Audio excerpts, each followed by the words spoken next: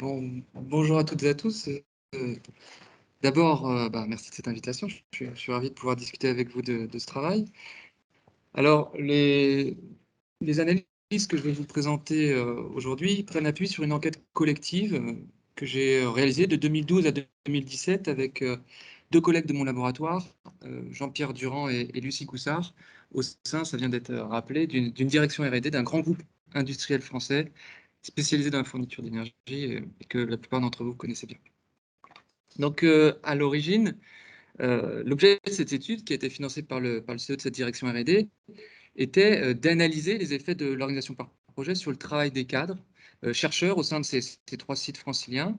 mais assez rapidement, au regard du mal-être qui était évoqué au cours des entretiens, cette problématique a évolué vers celle de la pénibilité mentale du travail.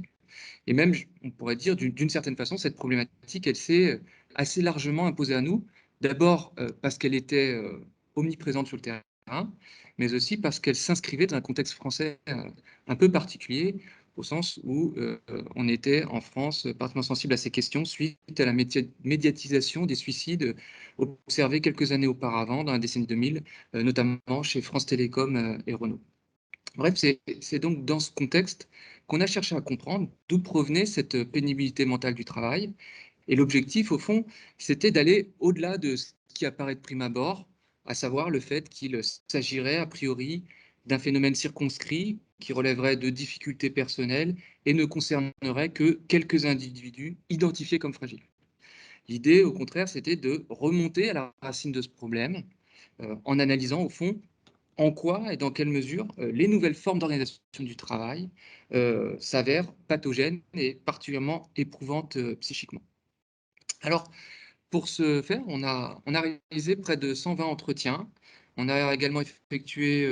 une quarantaine de journées d'observation in situ, hein, c'est-à-dire en suivant ces chercheurs dans le cours ordinaire de leur journée de travail. Et puis, on a diffusé deux questionnaires de 183 et 161 questions,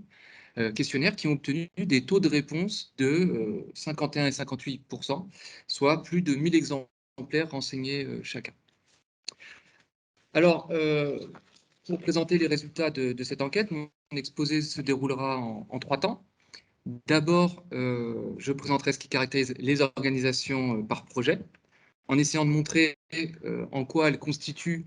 une déclinaison emblématique des organisations liquides post-fordiennes. Je reviendrai sur ce que j'entends par là. Ensuite, je montrerai en quoi ces organisations liquides disloquent le travail.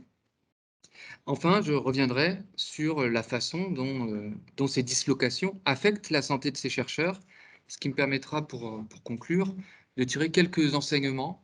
quant à la manière dont ces troubles de la santé sont perçus et surtout gérés au sein des entreprises, notamment par les managers et services RH. Alors, pour commencer, l'organisation par projet. Dans le centre de recherche étudié, cette organisation du travail a été déployée en 2004, au lendemain de la déréglementation du marché de l'énergie, du changement de statut de l'entreprise, qui a perdu son statut d'EPIC pour devenir une société anonyme, et aussi au lendemain de l'entrée en bourse d'une partie du capital de l'entreprise. Et donc, à travers cette réorganisation, la direction de l'époque voulait, je cite, mener une révolution culturelle à la R&D. L'objectif, d'après les entretiens qu'on a pu mener avec la direction, il était double. Il s'agissait d'une part d'amener les chercheurs à être plus exigeants en matière de respect des livrables et d'autre part de renforcer le dialogue avec les clients afin d'être davantage tourné vers les besoins industriels de l'entreprise.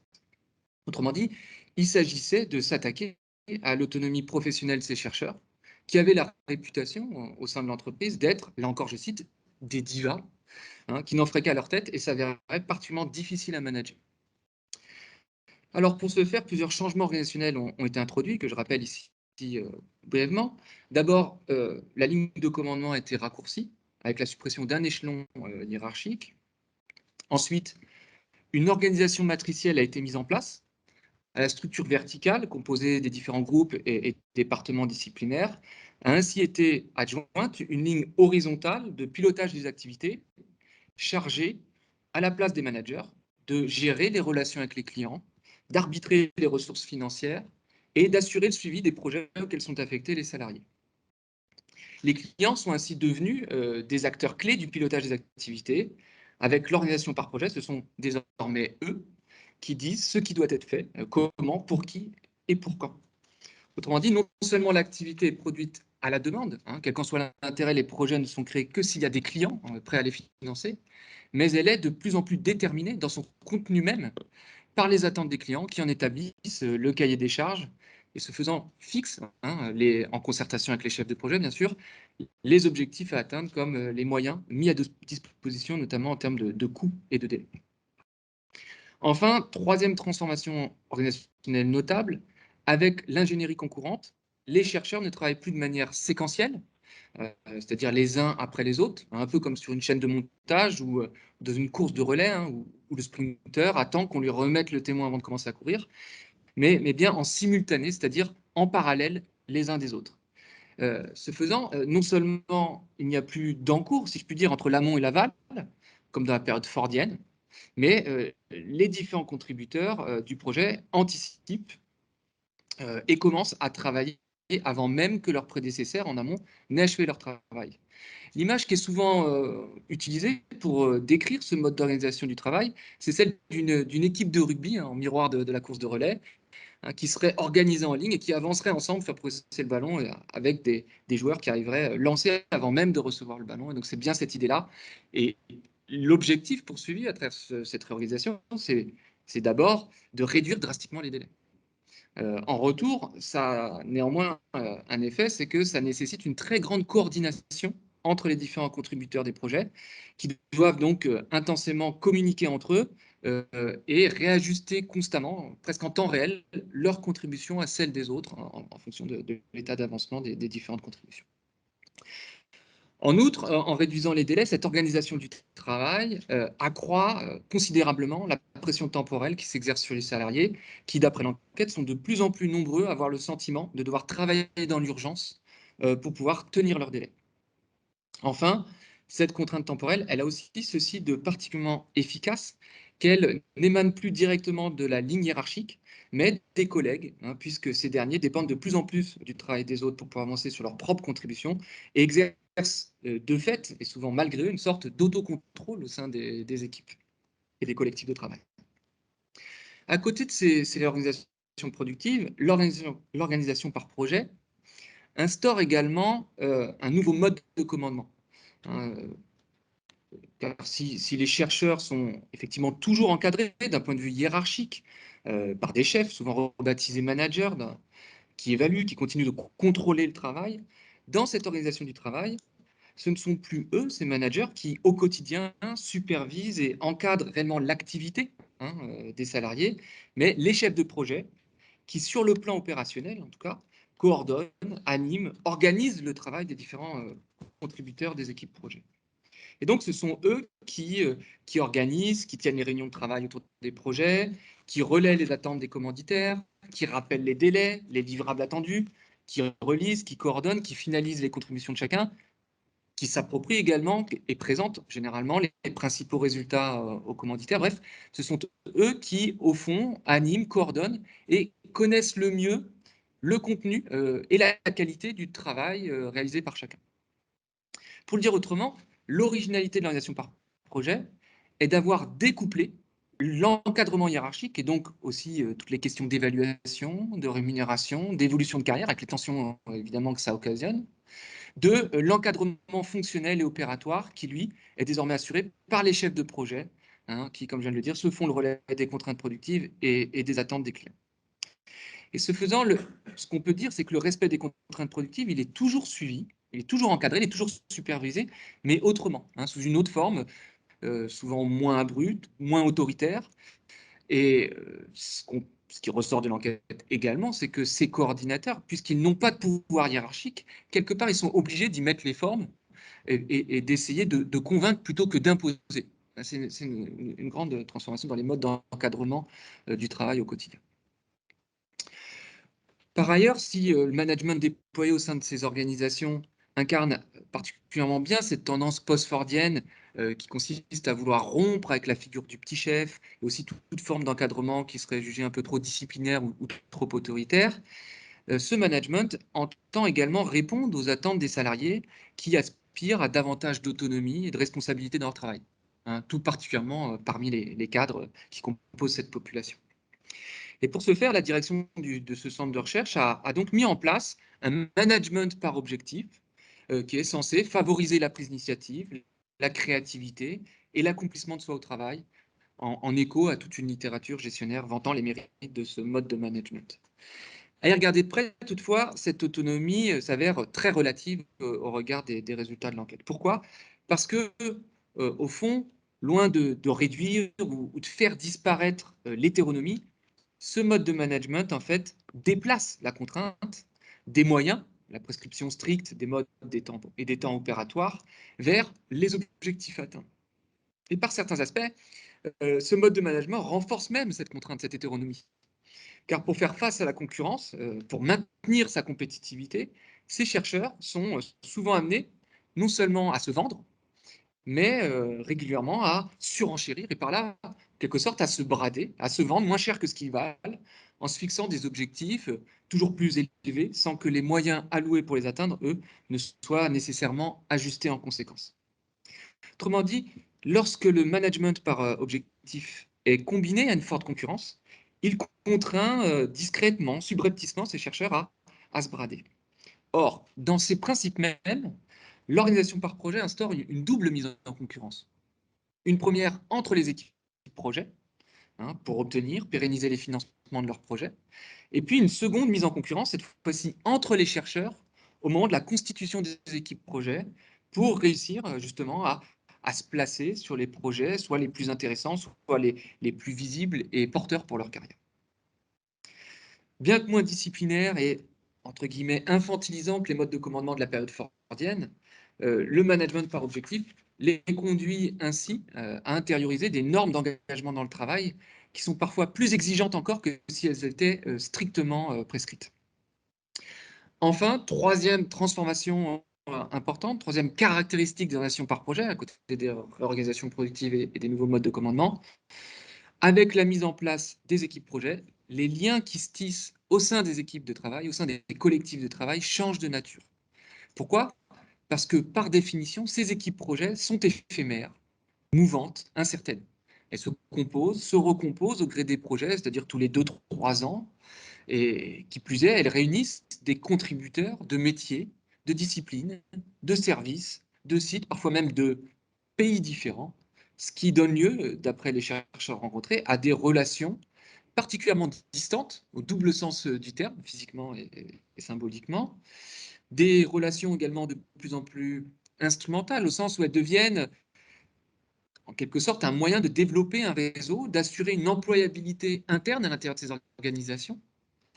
et également des relations de plus en plus fonctionnelles en ce qu'elles seraient davantage tournées vers la coordination de tâches productives à travers des mails, des réunions, etc. Et donc des relations qui comportent moins de temps et de moments de sociabilité, surtout quand les équipes sont éclatées sur plusieurs sites. Ou, pour reprendre un cas qui fait plutôt écho à la période contemporaine, où les équipes sont constituées de chercheurs qui, pour une bonne partie d'entre eux, télétravaillent. Alors, ce changement permanent d'équipe projet déstabilise les repères professionnels de ces chercheurs qui finalement ne peuvent plus compter sur leurs acquis, c'est-à-dire un répertoire d'actions constitué avec l'expérience, un savoir-faire qui est reconnu par les pairs, une confiance du supérieur hiérarchique hein, qui a été obtenue par un engagement, par une fiabilité répétée par le passé. Désormais, quelque part, ils doivent sans cesse reconquérir cette confiance, notamment de leurs supérieurs hiérarchiques, qui ont tendance à changer très régulièrement, comme de leurs chefs de projet et de leurs collègues qui changent également au gré des projets, c'est-à-dire quasiment en permanence. Alors pour faire la démonstration de leur professionnalité, ces salariés doivent donc redoubler d'efforts, constamment chercher à prouver, démontrer, convaincre, et ce, d'autant plus que leur réputation s'avère déterminante pour leur intégration sur de futures équipes projets. Bref, pour finir sur ce point, quel que soit le, comment dire, que ce soit au niveau des managers, des postes occupés, des cercles de travail qui se démultiplient ou se renouvellent de plus en plus rapidement avec le mode projet, ou encore du contenu même de l'activité qui évolue, qui s'ajuste d'un projet à un autre,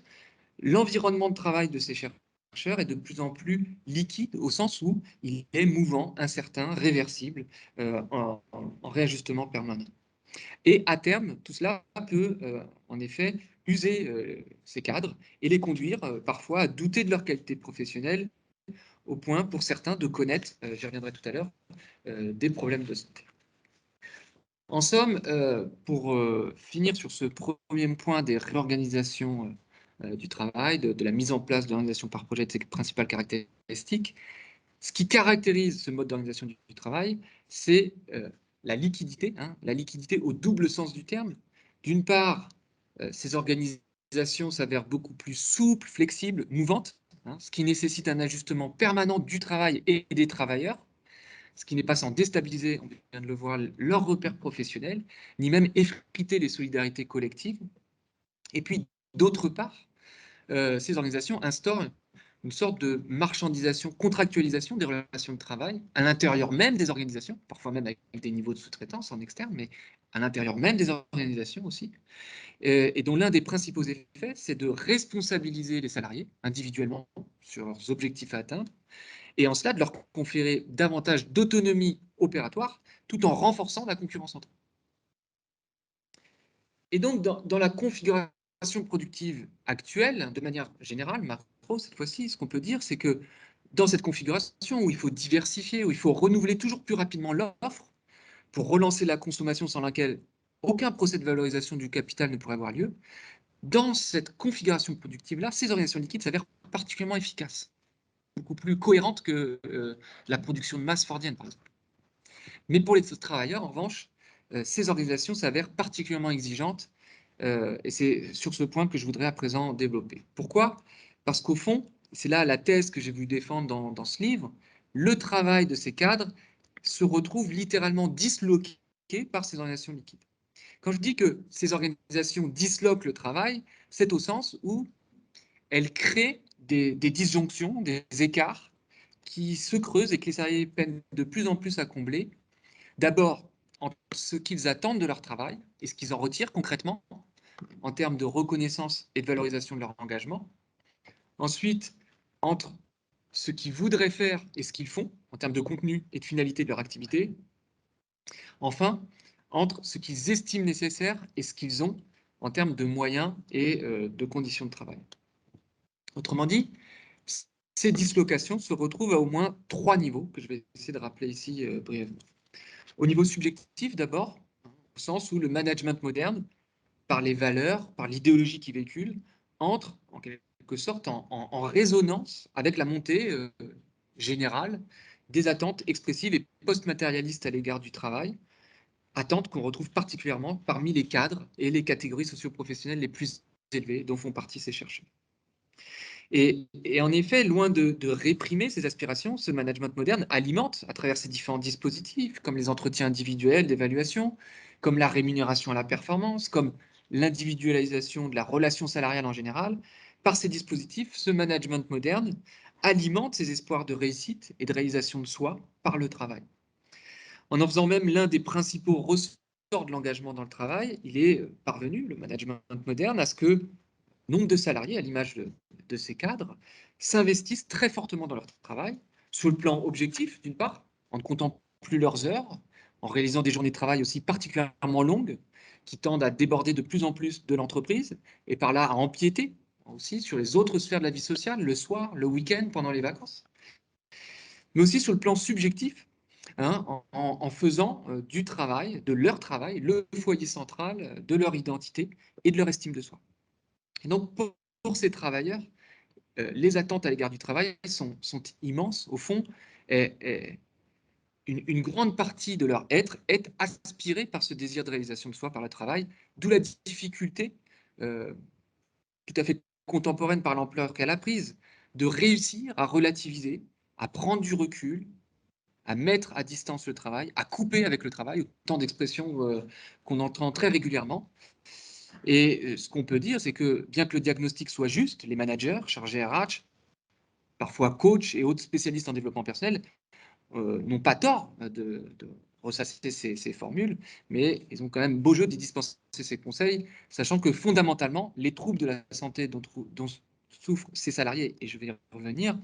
tiennent moins à une sorte d'incapacité personnelle à faire face à leur charge de travail qu'à une sorte de crédulité au sens où ils se seraient fait piéger en ayant cru et pris au pied de la lettre des promesses que fondamentalement le management moderne n'est pas en mesure de tenir. Pourquoi? Parce que en exploitant ce désir de réalisation de soi par le travail, le management, en fin de compte, fabrique des mirages narcissiques. Il met en place une compétition entre les salariés qui crée forcément, structurellement, des perdants pour lesquels les désillusions s'avèrent d'autant plus subjectivement destructrices que ces sujets ont cru à cette promesse et ont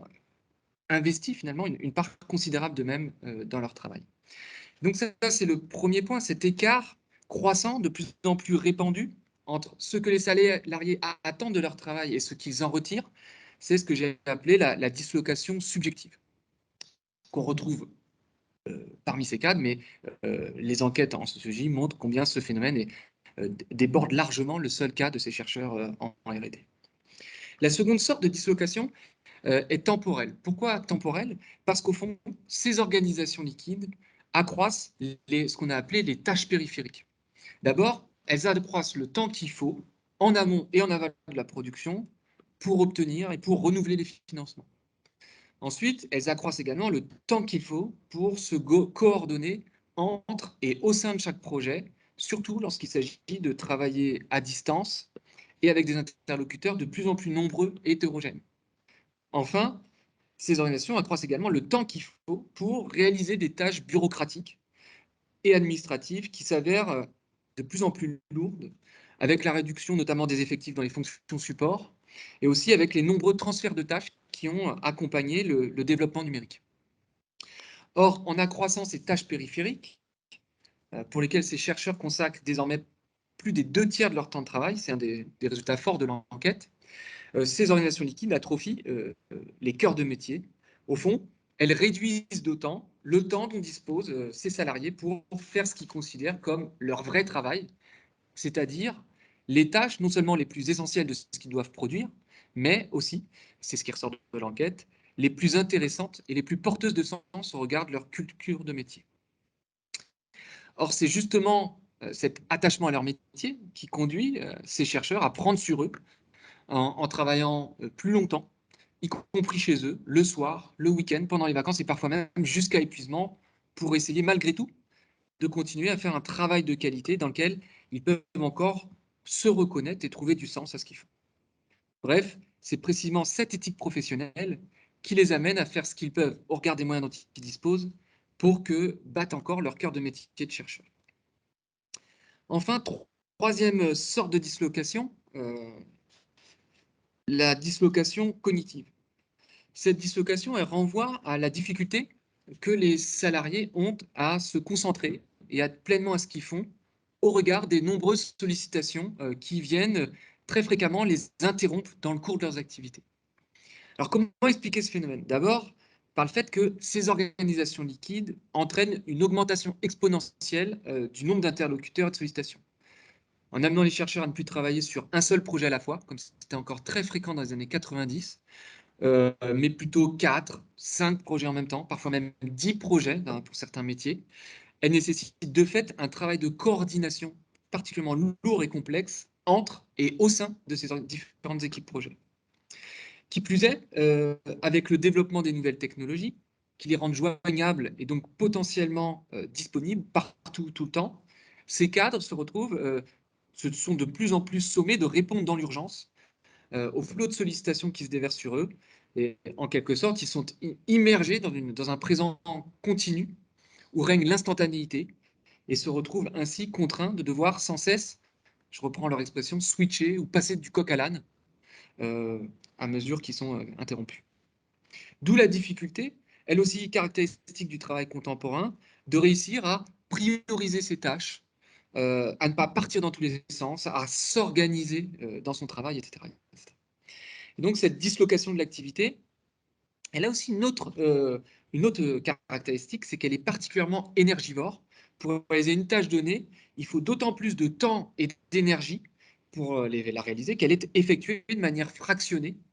et entrecoupée de tâches de nature différente et plus ou moins préoccupantes qui viennent en quelque sorte polluer les capacités de concentration et d'écoute des travailleurs. Voilà pourquoi, me semble-t-il, de nos jours, nombre de travailleurs et de travailleuses saturent cognitivement et expriment le sentiment de faire du surplace, de ne plus réussir à sortir la tête de l'eau. Au fond, leur activité se retrouve embourbée dans ce que j'ai proposé d'appeler les marécages de la modernité. Enfin, j'arrive ici au troisième point de mon exposé. Combiner entre elles ces trois sortes de dislocations, subjectives, temporelles, cognitives, portent atteinte à la santé de ces chercheurs qui sont, d'après l'enquête, près d'1 sur 3 à connaître des problèmes de santé qu'ils estiment en lien avec leur travail. Alors parmi eux, la moitié connaît des troubles du sommeil, que ces derniers prennent la forme de difficultés à s'endormir pour un tiers d'entre eux, de réveil durant la nuit pour un tiers d'entre eux également, ou de nuits blanches et de cauchemars, plus rarement, mais pour certains d'entre eux quand même. Ces chercheurs se sont aussi plaints de signes d'anxiété, pour près de 60% d'entre eux, pouvant se traduire sur le plan physique par des migraines et des maux de tête, pour 40% d'entre eux, des maux de dos, des douleurs au cervical, des contractures, pour près de 68% d'entre eux,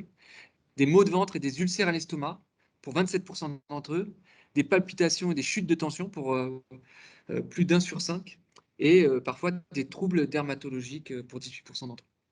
Les chercheurs ont également été très nombreux, près de 3 sur 4, à se déclarer épuisés, physiquement à bout, c'est des termes que je reprends des entretiens, et en grande fatigue en raison de leur travail, certains allant même jusqu'à employer le champ lexical de la mort pour désigner leur état et celui de leurs collègues. Enfin, certains se sont dit en dépression, atteints de burn-out, et ont confié avoir ou avoir eu, plus rarement heureusement, des pensées suicidaires en raison de leur travail. Suite à ces troubles, un chercheur sur 3 a suivi un traitement médicamenteux et 14% se sont engagés dans une thérapie. Pour conclure, ce qui ressort des résultats de cette enquête, cette enquête permet de tirer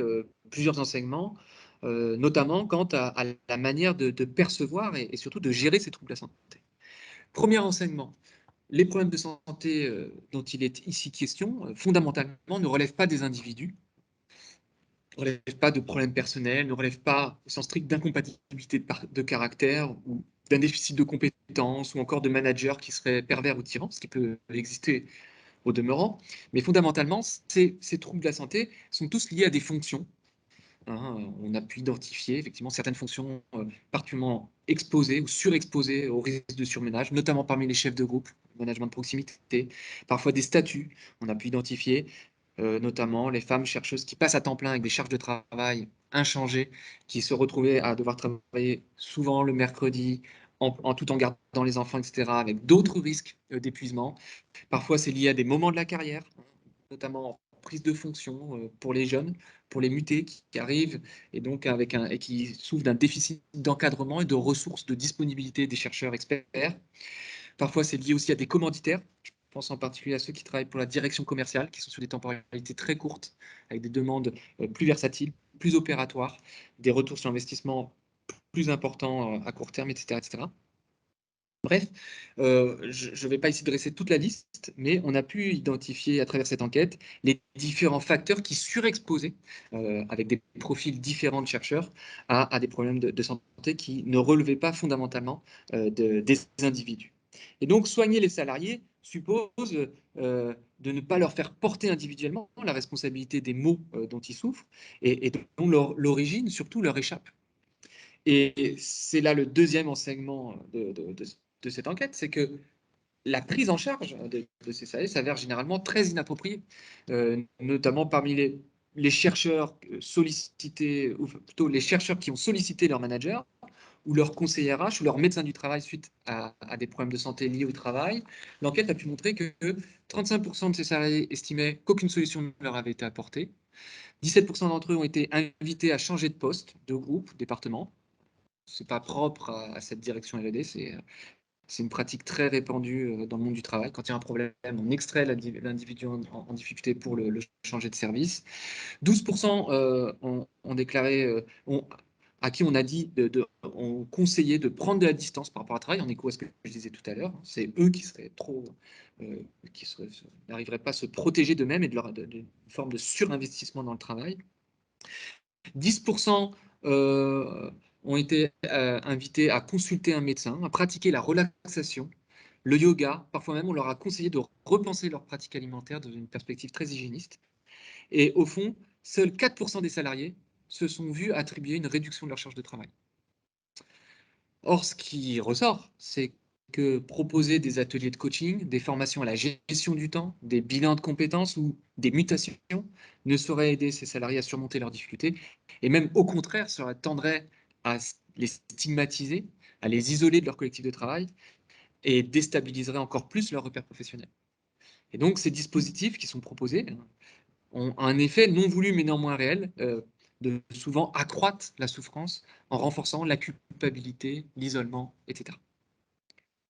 Enfin, troisième enseignement, et je terminerai sur ce point pour qu'on puisse engager la discussion, ce qu'il faut soigner au fond, ce ne sont pas les individus, mais le travail, la manière dont il est organisé,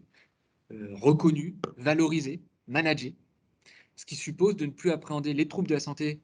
comme le produit ou le résultat d'un déficit de ressources personnelles, mais d'abord et avant tout comme un révélateur des effets pathogènes des organisations liquides du travail. Voilà, je m'arrêterai là pour l'exposer. Je vous remercie de votre attention.